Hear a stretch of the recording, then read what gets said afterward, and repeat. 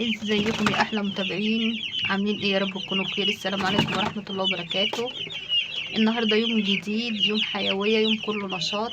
شوفوا الفراخ من الجوع عاملين ايه، بينطوا لي هنا فوقهم. قبل اي حاجه اقول اللهم صل وسلم وبارك على سيدنا محمد وعلى اله واصحابه اجمعين. يا رب تكونوا بخير كلكم دايما يا رب. هنا عاملين زي اللي بينادوا عليا، جعانين وعطشانين والدنيا عندهم فاضيه خالص اهي، مفيش خالص. الارض تحتهم الحمد لله ناشفه، كلهم جعانين، هيموتوا من الجوع وهيموتوا من العطش. النهارده معانا خلطه حلوه قوي. نبدا بقى ايه؟ خلاص عدينا ال10 ايام، نبدا مع بعض الخلطات بتاعتنا.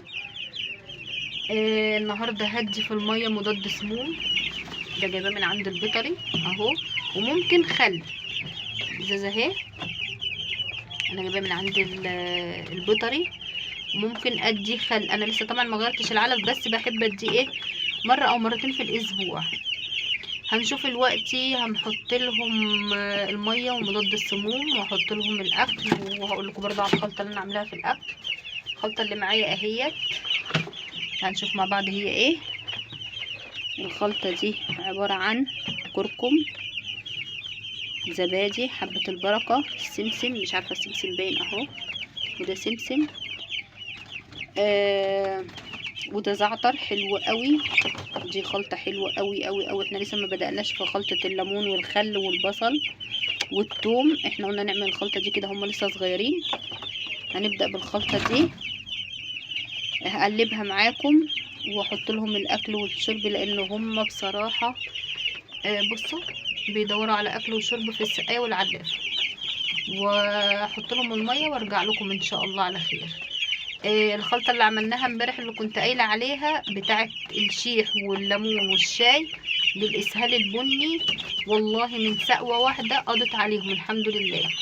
من سقوه واحده امبارح خلصت، حطيت لهم السقوه الحمد لله، ما عنديش اسهال بني. انا كنت شايفه كتكوت او اتنين عاملين اسهال بني، فحطيت لهم وقايه وعلاج، علاج للاتنين اللي كان عندهم الاسهال، ووقايه لبقيه الكتاكيت، والحمد لله اللهم بارك الله اكبر. انتوا شايفين بنفسكم الحيويه اهي والنشاط ما شاء الله اللهم بارك.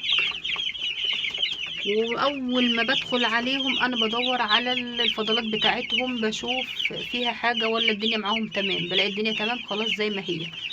اليومين دول الجو حر شويه، انا كنت مقفله عليهم مخليه الفتحه دي بس، لا انا قفلت عليهم الدفايه اهي، وفتحت كمان فتحه اهي، فتحه تانية اهي ماشي. مخليه فيه تهويه في المكان علشان ما تكتمش عليهم الكتمه، بتضيعهم يا جماعه. خلوا بالكم الكتمه وحشه على الفراخ البيضه، لازم ندفيهم ونهولهم، لازم نعمل الاتنين مع بعض. الفراخ مش هتسكت مش هتستنى. احط لهم الاكل وارجع لكم تاني. ده اهي انا غسلت السقايه ونضفتها، وده اهو احطه معاكم اهو مضاد السموم. وهنبدأ بقى نحط لهم المية، هقلبها واحطها لهم وارجع لكم تاني. شوفوا كلهم عطشانين ازاي اهو، يبدأوا يشربوا اهو لانهم عطشانين جدا. الجو النهارده فعلا حر شوية، بعد ما قلنا درجة الحرارة الجو بقى رطب وحلو، لا الجو حر عليهم، يبدأوا كلهم يشربوا. هبدأ اجيب بقى العلافة بتاعتي واحط الخلطة اللي قلت لكم عليها اهي اهو، زي ما قلنا زبادي وحبة البركة والسمسم والكركم والزعتر. في اللي عايز يحط كمون واللي عايز يحط كزبره. الحاجات حلوه قوي قوي قوي والله للفراخ، الحاجات دي حلوه جدا للفرخ، بتعلي المناعه، بترفع المناعه بتاعتهم، بتفتح نفسهم، بتفتح الشهيه، بتزود اللحم، ما بتعملش ما بي هم دافيانين. طول ما هم دافيانين هو ما فيش الريش هيبقى يطلع قليل، ودي احسن حاجه. طبعا احنا هنا عايزين نزود لحم، الحاجات دي والله بتفتح الشهيه، بتبقى حلوه جدا.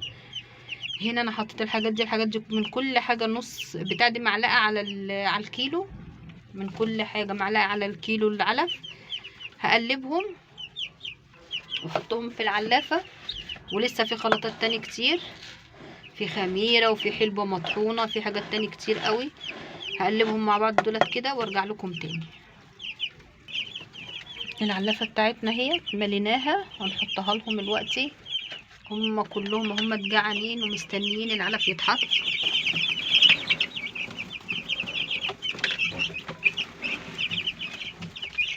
اهو بسم الله ما شاء الله، اللهم اكبر، اللهم بارك، الله اكبر، اللهم صل وسلم وبارك على سيدنا محمد وعلى اله واصحابه اجمعين. صلوا على النبي في الكومنتات يا جماعه. يا ريت اللي يدخل انا القناه لسه جديده بس لقيت عليها مشاهدات، ويا ريت بتمنى كل اللي يجي معايا يتفرج معايا او ياخد اي معلومه يا جماعه ما يبخلش عليا باللايك عشان الفيديو يترفع لغيرك. ويا ريت يا ريت يا ريت نصلي على النبي باي كومنت تكتبوا لي فيه تصلوا على النبي، تكتبوا لي فيه اي سؤال انتوا عايزينه، ارفعوا لي الفيديو باي كومنت. شوفوا بيتخانقوا على الاكل ازاي، هم جعانين بيتخانقوا على الاكل. انا هزود علفه تانية بس شويه كده، يوم ولا اتنين. ونقول بقى معانا فوائد الكركم، بيرفع المناعه، بيخلي الكتكوت او الفرخ ما شاء الله اللهم بارك حيويته حلوه قوي قوي قوي ما شاء الله. في معانا بقى الحلبة البودر، يعني هنجيب الحلبة العادية ونعملها في المطحنة. في لسه هنجيب الخميرة، في العسل الاسود، فيه البصل، فيه الثوم، فيه الخل. كل الحاجات دي لسه هنحطها، بنحط كمون، بنحط كزبرة، كل الحاجات دي بنحطها بنطحنها ونحطها على العلف. في سقوات حلوة قوي بنعملها للفرخ، بتعلي المناعة عنده برضو، بتخلي حيويته حلوة. الحمد لله اللهم بارك. فان شاء الله باذن الله هنمشي مع بعض في دورتنا دي وتعدي على خير يا رب باذن الله. ان شاء الله هنبداها مع بعض وننهيها مع بعض ان شاء الله يا رب. وباذن الله كل اللي عنده اي سؤال يقول لي عليه. كان في حد بيسالني حبه البركه نطحنها ولا لا. احنا كده في ناس بتقولي بتنزل في الفضلات بتاعتهم بحلقه يبقى هي كده ما اتهضمتش. جيت طحنتها لا الدكتور قال لي ان هي الفوائد بتاعتها بتقل، فانا لا انا مش هطحنها، انا بحطها بحالها هاخد فايدتها. لو اي حد عنده اي حاجه ممكن يسالني عليها. الحمد لله يا رب، الحمد لله انا بقى عندي خبره في تربيه الفراخ ولسه بتعلم برضو، كلنا بنتعلم من بعضنا. ان شاء الله الفيديو يا رب ينور رضاكم. واللي عندها برضو معلومه وعايزه تقولها لي برضو في الكومنتات، انا استنى برضو منكم. يمكن انا حاجه اخدها، حاجه انا نسيتها، حاجه ما عملتهاش، حاجه مثلا تكون حلوه للفراخ هي عملتها تقولها لي.